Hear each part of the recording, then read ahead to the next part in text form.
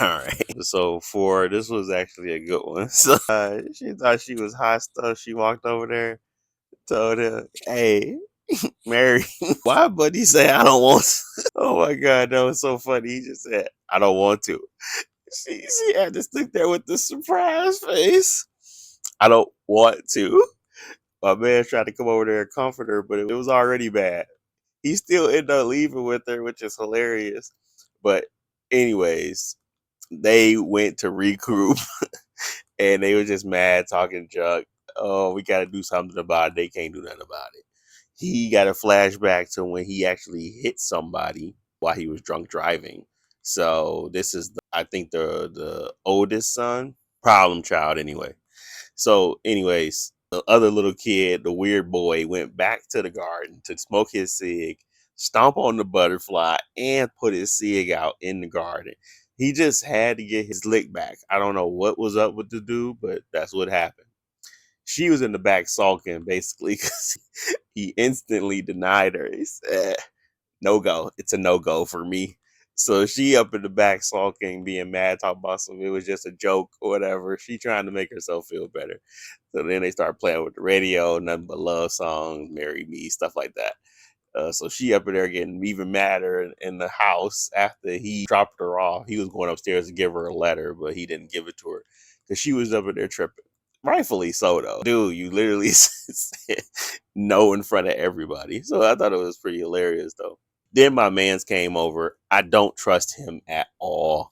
At first I was like, he could be, but now I literally don't trust him. He's too convenient. He's always in the know. I don't trust him. He's obviously working with the other two weirdos, and I think it's going to be end up being the younger kids that's really been doing all the killing and all the weird stuff. Anyways, he come over, he comforting her, he telling her all the things that will help her get through the night. He said, "We gonna stay over there. Nobody wants you to stay, bro. Go ahead and dip." He was trying to stay the night. She told him to leave. Easy peasy.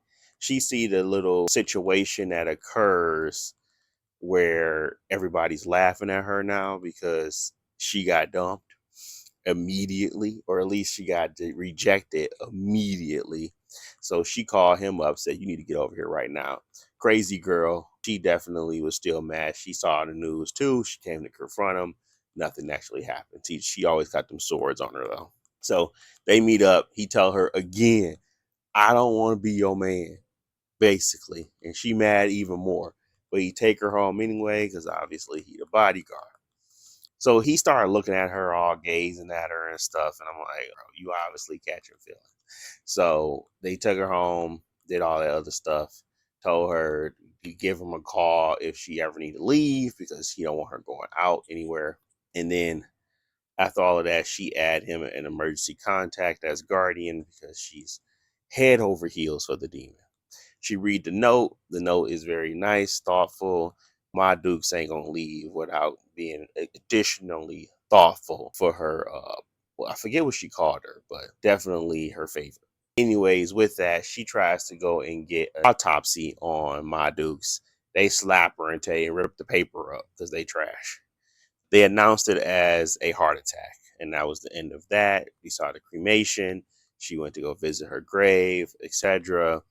This is a secondary plot coming into play. This is where we saw him fight these guys before, because this is the mob boss minions. They come back. Basically, they're at the funeral. So they went to go visit the mob boss, and now they're starting to figure out who the demon is, and they're trying to go find him. The demon starts to see his past life, and he was a young prince, a young master or something. I'm not sure what he was truly, but it looked like he was on the upper class back in the day. And then after that, he starts freaking out about age. This whole big premise of him aging and wanting not to age. So he goes back to find her. He's talking about he needs to charge up, makes him feel better if he's just holding her hand. So you got to get some physical contact in their eyes, obviously. This is a whole plot for the next 30 or so minutes.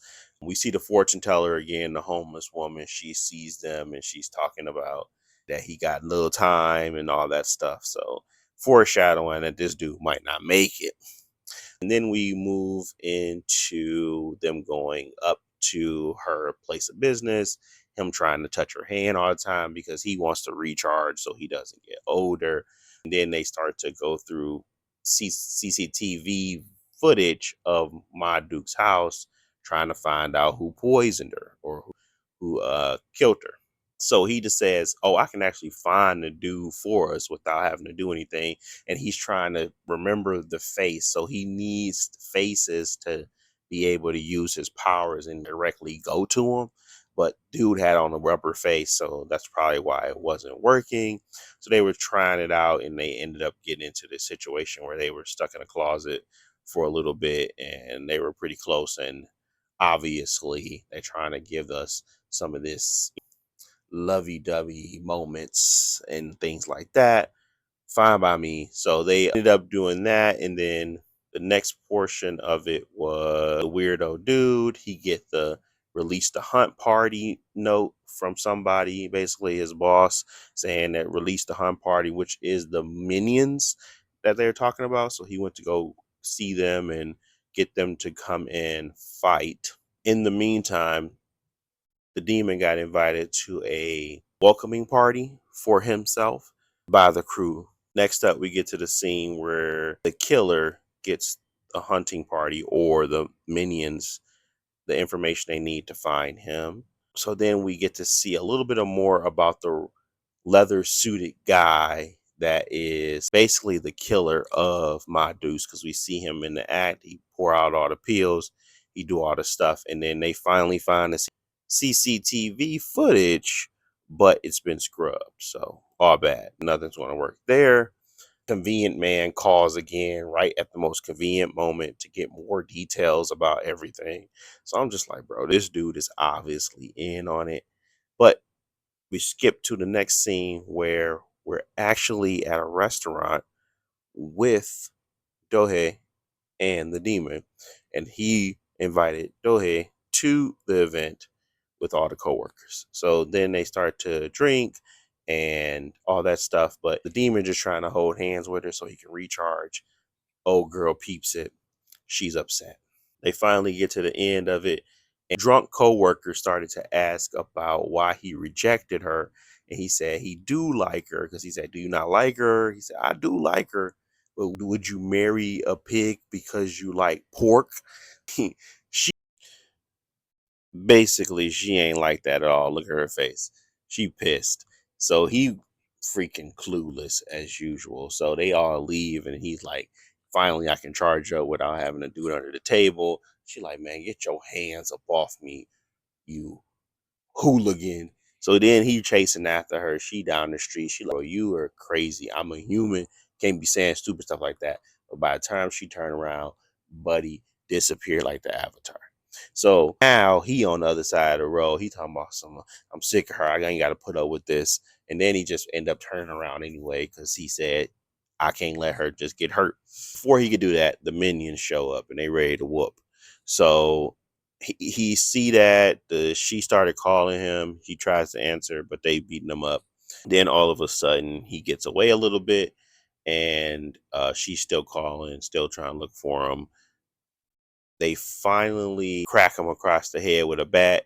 He started leaking. He on the ground, ready to about to die. And then all of a sudden she blows her whistle, saves him, talking about some, she's the bodyguard's bodyguard. Crazy, I know. So she used her little taser. She shooting her little whistle. She had a little mace gun that she shot, pepper spray in everybody's eyes, and she got to the demon where they were both able to come together, and then it broke out into the weirdest, most craziest scene I ever seen where they started doing a tango. He started doing a tango, whooping everybody while doing a tango. It was kind of ridiculous. But they break out and dance. They whooping everybody. They having a blast. They having a good date night while everybody else getting whooped. And pretty much by the end of it, he looking into her eyes deeply because he also is now in love. And we only on episode 4. Let's see what happened next.